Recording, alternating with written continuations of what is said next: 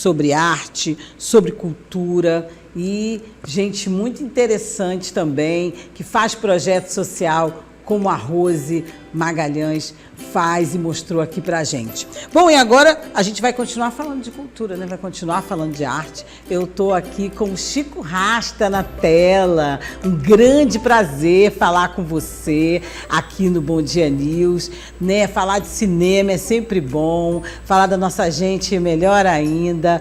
Você que conhece aí o Chico Rasta das redes sociais, do trabalho dele como cineasta. Um novo documentário está pintando aí, mostrando a influência indígena em Parnaíba. Mas ninguém melhor para falar do que ele, né? Um parnaibano nato, ele traz fatos históricos, memórias, narrativas, e eu vou conversar com ele mesmo, porque ele é que vai falar desse trabalho. Bom dia, é sempre um prazer falar com você. Bom dia, Edna. Bom dia a todos que nos escutam e nos assistem. O prazer é todo meu, satisfação. Obrigado pelo convite. Estamos aqui, vamos falar sobre esse novo projeto aí que a gente está trazendo agora.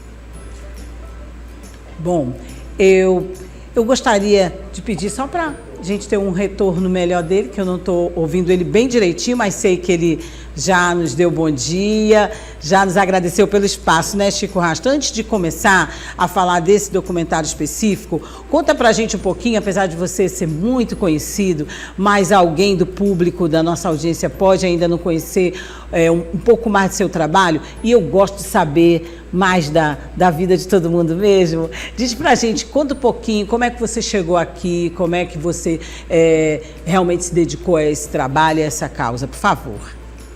Claro, Edna.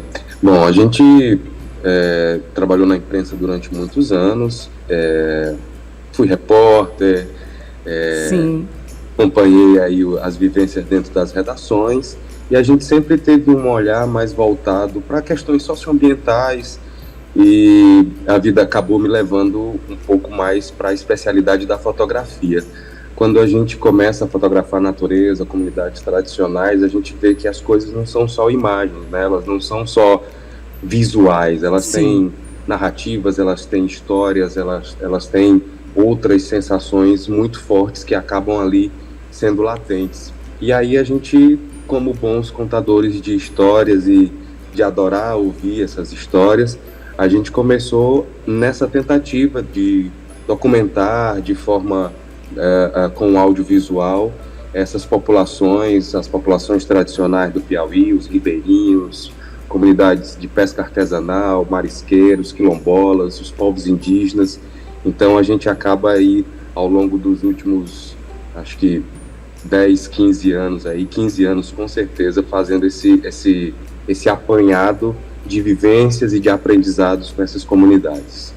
Sim, e é por isso que eu te pedi para você contar um pouquinho da sua história, porque você é multifacetado, como a gente diz, mas com um olhar assim todo interessante para a gente, voltado para a nossa gente, para a comunidade indígena, para a comunidade preta, enfim, e você com os trabalhos sociais, com a sua fotografia, com a sua comunicação, admiro demais e acho que serve para aqueles que estão nos vendo agora, principalmente as crianças, para saber que a gente pode muito, pode mais e que a gente não deve ficar só se lamentando e nem lembrando do passado. Tem que ser lembrado sim, mas é assim que a gente mostra para vocês que a gente pode tudo e o Chico é um exemplo muito grande de que a gente pode aproveitar a nossa profissão, utilizar do nosso dom para passar uma mensagem para as pessoas que pensam que elas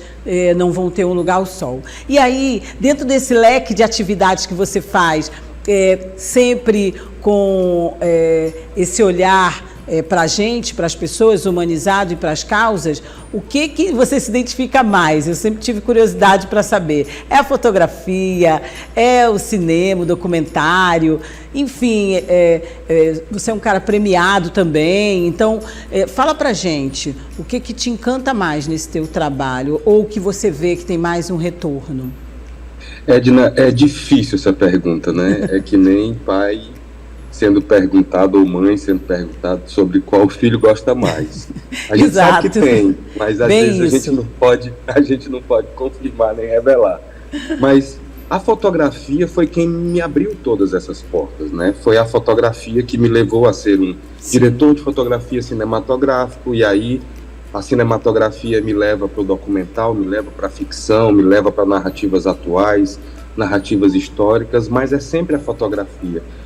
Porque eu acredito, Edna, que a arte, ela é, acima de tudo, um posicionamento político, né? Porque a gente sabe que a gente está não só num país, mas a gente também está num estado em que são difíceis as ações afirmativas, exatamente, principalmente dentro da questão da arte, né? Então, quando você se posiciona como artista, como alguém que quer levar o seu trabalho artístico para mais pessoas, para que janelas se abram, para que outras pessoas conheçam histórias interessantes através da arte. Então eu acho que isso é um posicionamento político muito forte, é um posicionamento de afirmação, né?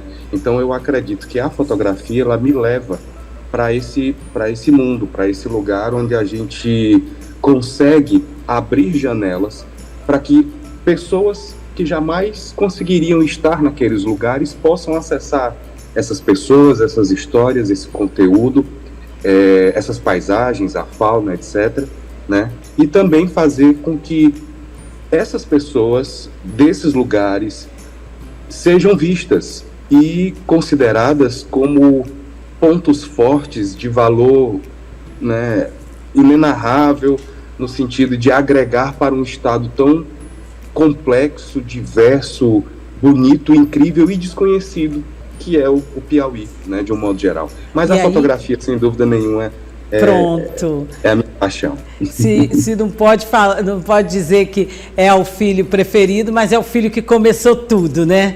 E aí, é o filho que me acompanha, né? Isso, sempre. E aí a gente gostaria que você falasse agora, então, do seu novo documentário, do seu filme, enfim, que mostra mostra tudo isso que você está falando, e nesse dia tão especial que é Dia do Nordestino, mostrar para a gente também que aqui tem Nordeste muito, tem índio, tem preto, tem todas as comunidades, tem essa diversidade que você citou. Fala um pouco, então, do novo documentário, por favor, Chico.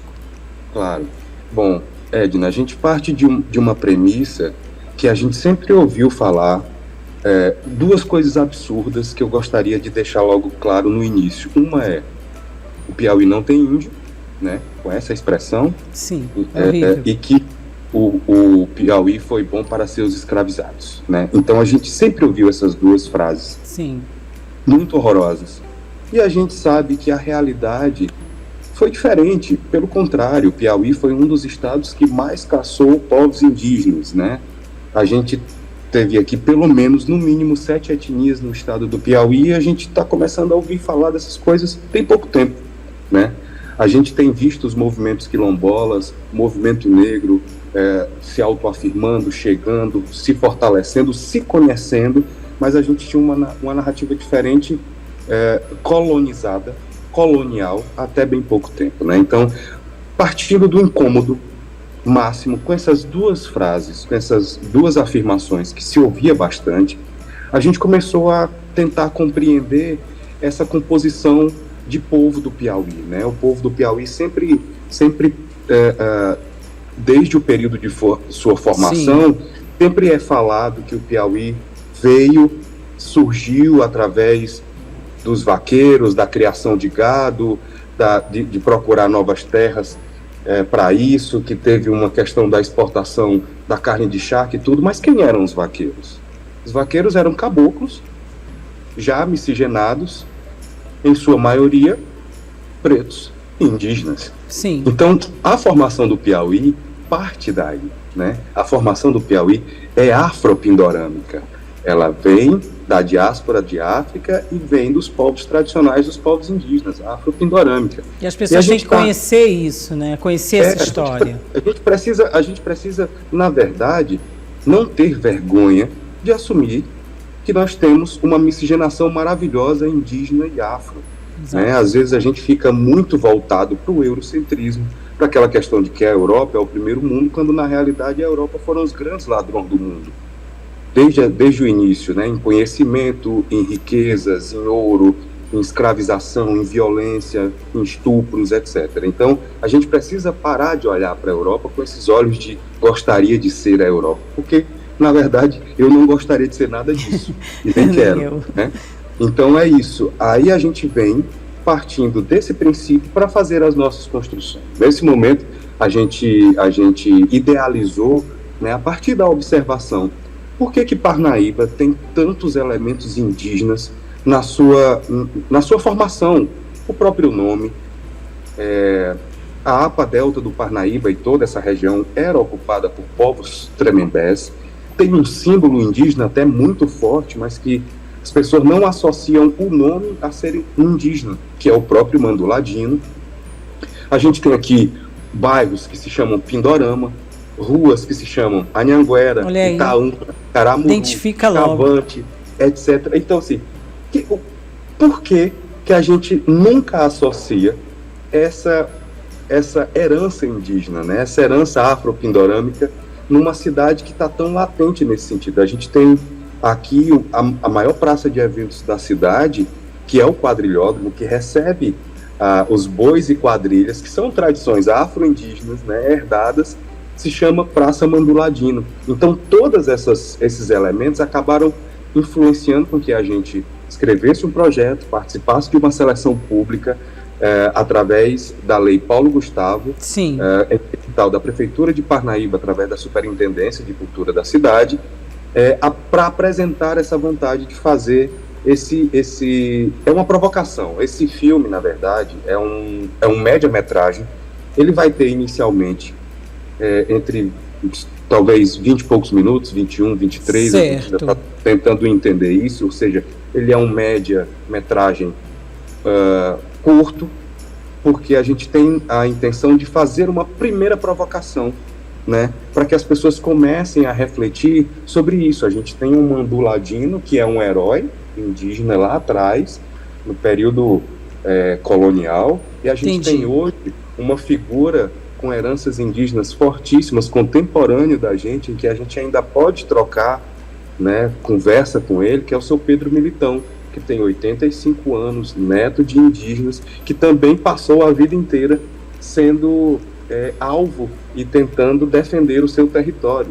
Lutou contra a eólica, lutou contra campo de golfe, normalmente sempre estrangeiros querendo chegar e se apossar da terra, resorts, etc. e tal, e ele está lá resistindo e fazendo a manutenção do local onde ele, os pais, os avós e bisavós sempre estiveram. Muito bom, né? Que tem a voz dele, né?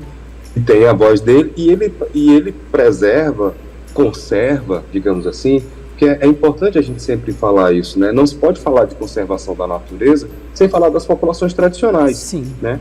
Então, seu Pedro Militão está numa área importantíssima para a biologia e para a conservação da fauna do Brasil. Existe bicho lá, que é o tamanduá, é o menor tamanduá do país. Até então, só se conheciam populações amazônicas desse animal, e ele tem uma população considerável nessa área em que ele habita e conserva, né, com os recursos naturais que ele preserva. E mantendo não só a floresta de pé, mas também fazendo reflorestamento natural com plantas nativas, a carnaúba, o cajueiro, etc. Então, é isso, é um pouco esse filme, Parnaíba Indígena, de Manduladino a Pedro Militão, ele tem esse objetivo de fazer essa provocação, essa reflexão nas pessoas em relação às nossas tradições.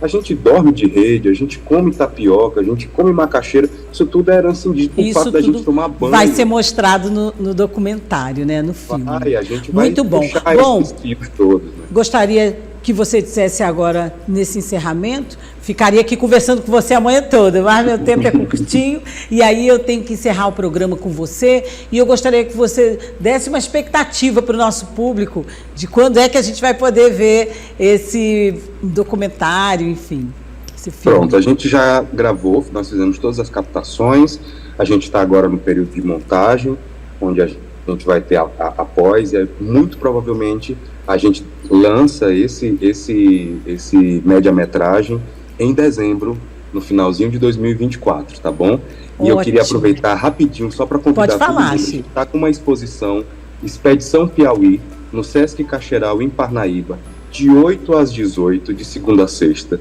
e aos sábados até o meio-dia.